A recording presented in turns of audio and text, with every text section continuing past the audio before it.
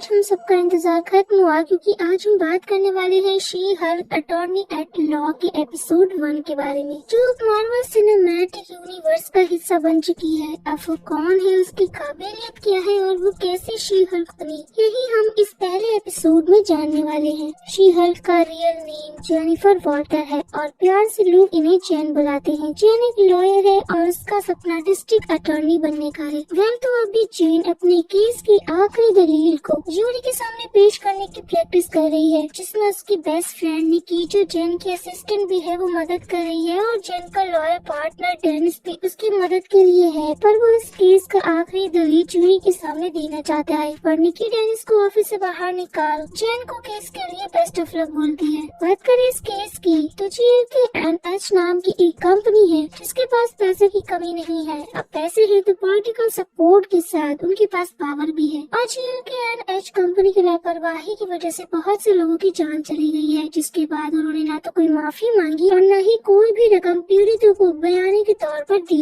तो जेन jury member को यही समझाने की कोशिश कर रही है कि जिनके पास जितनी ज्यादा पावर होती है उनकी उतनी ज्यादा जिम्मेवारी बनती है। अब जेन निकी के साथ केस पर जाने से पहले वो हम ऑडियंस की फोर्थ वॉल को तोड़कर बात करती है, बिल्कुल डेडपूल की तरह, जो कि काफी कूल था और ये सीरीज की खास बातों में से एक है। सीन पास में जाता है जहाँ हम जेन को ब्रूस बैनर के साथ देखते हैं। लास्ट टाइम हमने स्मार्ट हल्क को एंड गेम में देखा था, जहाँ चुटकी बजाने के बाद उसका हार्ट डैमेज हो गया था। और स्मार्ट हल्क ने एक डिवाइस बनाई है जिसमें वो ब्रूस के रूप में रह सकता है। अभी जेन अपने कजन ब्रूस के साथ एक रोड ट्रिप पर जा रही थी, जिसमें ब्रूस अपनी आप बीती जेन को बता रहा था। उनकी बातों में हमें उनके एक और कजन जेट के बारे में पता चलता है, जो इन्हीं की तरह जीनियस है। जेन को स्टीव रॉगर यानी हमारे कैप्टन अमेरिका की जिंदगी में काफी रुचि थी और वो ये पता लगाना चाहती थी कि स्टीव रॉजर वर्जिन था या नहीं, क्योंकि बर्फ में से निकलने के बाद उनकी जिंदगी काफी बिजी रही और उससे पहले वो जंग में ही था। बैनर को जवाब देता तभी उसके सामने सकार की एक स्पेसशिप आ जाती है, जो कि ऐसे ही शिप से थॉर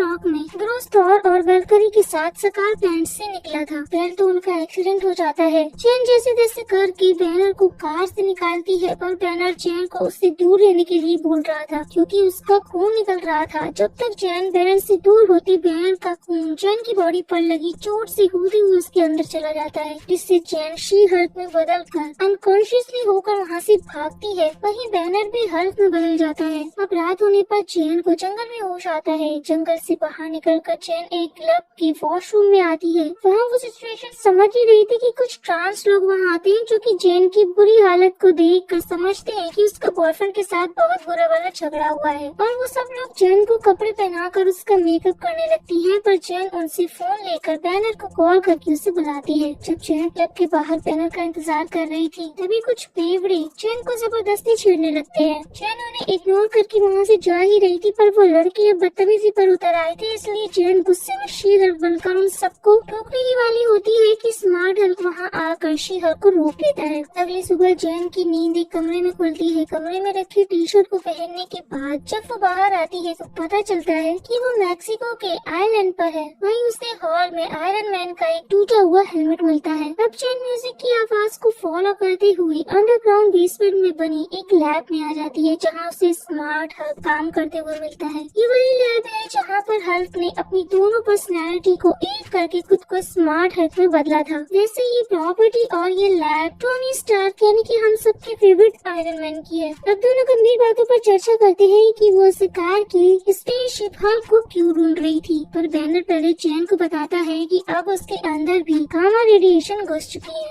ये सुनने के बाद जेन को लगने लगता है कि वो मरने वाली है, लेकिन बैनर के अनुसार उन दोनों की बॉडी के अंदर गामा रेडिएशन को एब्सॉर्ब करने की काबिलियत है। इनफैक्ट जेन की बॉडी तो अच्छे से रेडिएशन के साथ घुल मिल गई है और जेन की बॉडी कॉम्बिनेशन की वजह से ही स्मार्ट हल्क का हाथ भी पूरी तरह से ठीक हो चुका है। जेन समझ जाती है कि वो स्मार्ट हल्क से बेहतर हल्क बनेगी। शी हल्क के सैंपल्स को टेस्ट करने के बाद हल्क जेन को समझाने लगता है कि वो पहले जैसी नॉर्मल जेन नहीं बन सकती है। उसने जो मशीन ब्रूस को बनाए रखने के लिए बनाई थी वो लॉन्ग टर्म के लिए कारीगर नहीं है। जेन को अपने नॉर्मल लाइफ में वापस जाना था, पर हल्क समझा रहा था उसे कि उसे खुद को अपनाना होगा, तभी वो अपने दोनों रूपों को कंट्रोल कर पाएगी। तभी अचानक जेन की सांस फूलने लगती है। दोनों बेसमेंट से बाहर निकलकर ऊपर आती है, जहाँ पर जेन को ब्रेकफास्ट कराते हुए हल्क उसे वापस समझा रहा था कि उसे अपना काम को छोड़ना होगा, लोगों से दूर रहना होगा, पर जैन तैयार नहीं थी। तो हल्क उसे अपने गुस्से को कंट्रोल करने की नोट्स दिखाता है और जैन का जब खुद पर कंट्रोल हो जाएगा तो वो अपनी नॉर्मल लाइफ में वापस जा सकती है। अब ब्रूस और हल्क को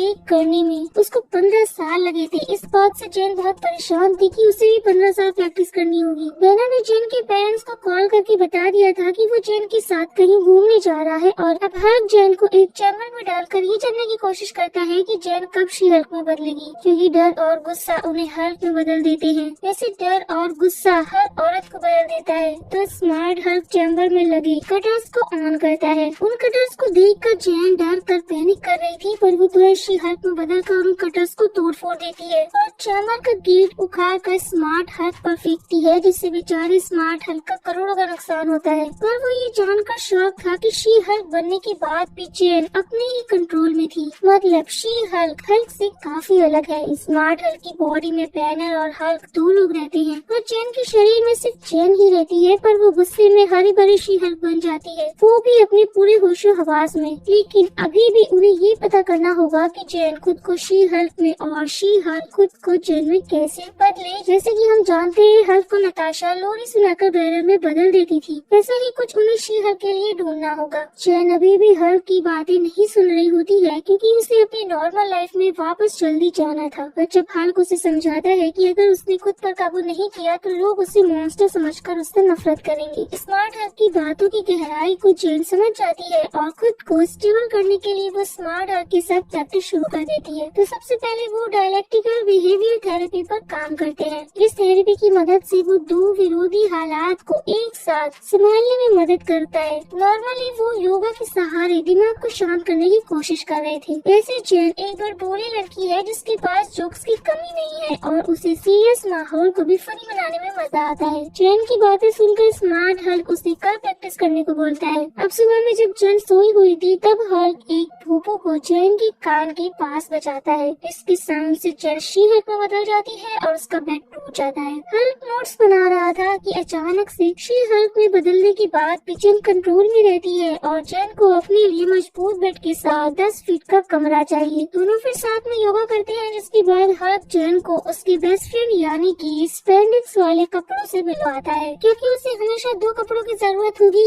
एक जैन और दूसरा शी हल्क के लिए। फिर दोनों साथ में पत्थर फेंकने की प्रैक्टिस करते हैं, जिसमें शी हल्क सबसे ज्यादा दूर पत्थरों को फेंक देती है। तो हल्क बुरा मान जाता है और एक बड़ा सा पत्थर उठाकर बहुत दूर फेंक देता है। स्मार्ट हल्क का दिमाग भले ही बैनर का हो, पर दिल अभी भी हल्क का है, बच्चों वाला। दोनों लंबी लंबी छलांगे मारते हैं, जिसमें शी हल्क मस्ती भी करती है। धीरे धीरे शी हल्क को खुद पर कंट्रोल आ गया था, पर अभी भी हल्क सेटिस्फाइड नहीं था, क्योंकि जैन अगर अपनी नॉर्मल लाइफ में गए तो उससे आम लोगों की जान को भी खतरा होगा। ये सुनकर शी हल्क निराश थी। तो स्मार्ट हल्क उसे हल्क होने का फायदा बताता है कि वह जितनी चाहे उतनी शराब पी सकता है, क्योंकि शराब का असर उन पर नहीं होता। मे भी हल्क के पूर्वज पंजाबी भी हो सकते हैं। दोनों शराब पीकर अजीब अजीब से डकारे मार रहे थे और इनका भी बेगड़ू वाला ये हाल था। रहेंगे फुल नशे में, पर ऐसा जताएंगे कि इनको चढ़ी ही नहीं है। नशे में हल्क अपने करीबी दोस्तों को याद करता है कि कैसे लिप के बाद जब आधी दुनिया गायब हो गई थी तो उन्होंने नशे में स्टीव की चुगली करते हुए इस बार को बनाया। वक्त मुश्किल था, फिर भी दोनों ने खुलकर जिया था यहाँ पर। फिर दोबारा दोनों भयंकर डकार की आवाज निकालते हैं, जिसे सुनकर आसपास के पंछी भी वहाँ से भाग जाते हैं, वो भी रात में। सुबह में जैन को भयंकर हैंगओवर होता है और जूस पीने के बाद हल्क वापस से जैन को योगा करवा रहा था, पर जैन को भी अपनी लाइफ में वापस जाना था, क्योंकि अटॉर्नी बनने में उसने बहुत मेहनत की है। पर हल्क उसे वापस से समझाने लगता है कि उसे अपने गुस्से पर कंट्रोल रखना होगा, क्योंकि अब वो एक सुपर हीरो है, पर जैन को कोई सुपर हीरो नहीं बनना था। तो जैन अपनी बात रखती है कि वो एक औरत है और उसे अपने गुस्से पर पूरा कंट्रोल है, क्योंकि उसे लोग जब रास्ते पर छेड़ते हैं या कुछ लोग उसे ही उसके प्रोफेशन के बारे में समझाने लगते हैं, तब वो अपने गुस्से को अच्छे से कंट्रोल कर लेती है। ये बोलते ही बोलते जैन शी हल्क में बदल जाती है और हल्क को लगता है कि जैन गुस्से की वजह से शी हल्क में बदली, पर जैन उसे शी हल्क में बदल कर हल्क को दिखा रही थी कि अब उसे उसके गुस्से पर पूरा कंट्रोल है। इसलिए जैन अब अपना सामान जीप में रख कर वहाँ से निकल रही थी, पर हल्क उसे रोकता है, क्योंकि उसकी भी जिम्मेदारी है कि वो अपनी पावर्स की मदद से लोगों की भलाई करे। पर जैन अपनी वकालत की पढ़ाई से लोगों का भला करना चाहती थी, न कि शी हल्क बनकर। वो किसी सीक्रेट गवर्नमेंट एजेंसी के साथ जुड़कर अपनी जिंदगी जान करना चाहती थी। जाने से पहले जैन हल्क को बहुत कुछ सुना देती है, पर फिर फिर भी हल्क जीप के ऊपर आ जाता है और चैन को जाने से रोकने की कोशिश करता है। तब चैन ब्रेक लगाकर हल्क को दूर पत्थरों के बीच फेंक देती है। हल्क वापस उठ खड़ा होता है और उसे समझाने लगता है तो चैन शी हल्क में बदल कर हल्क को एक पंच मारती है। हल्क उसे किसी छोटे बच्चे की तरह ट्रीट कर रहा था, पर जब शी हल्क उसे उठाकर दूर फेंकती है तब हल्क अपने थंडर क्लैप को यूज करके शी हल्क को दूर फेंक देता है। शी हल्क भी क्लैप बजा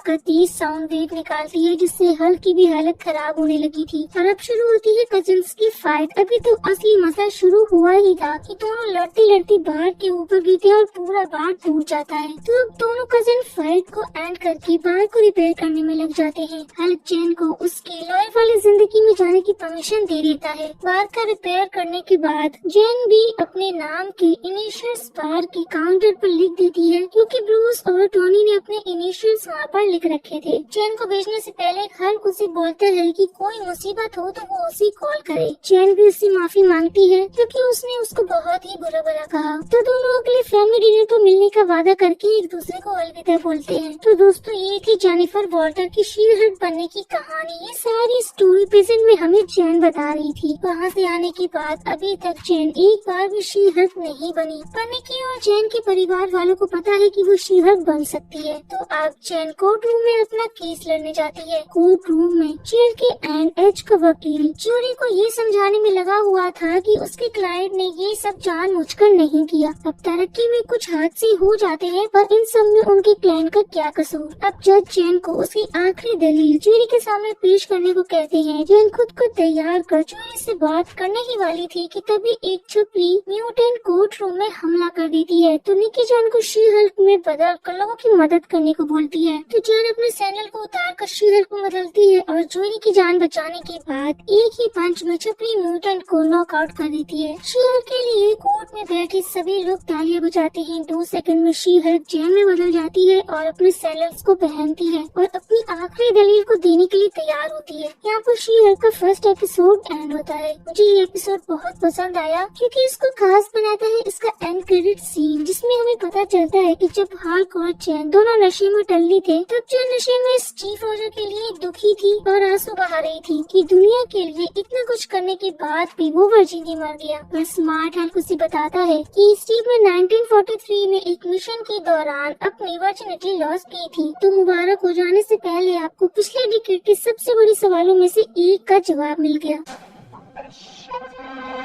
सो गाइस, आप लोगों को ये वीडियो कैसा लगा हमें कमेंट करके जरूर बताइएगा। तो अब मिलते हैं नेक्स्ट वीडियो में, तब तक के लिए take care and tata bye bye.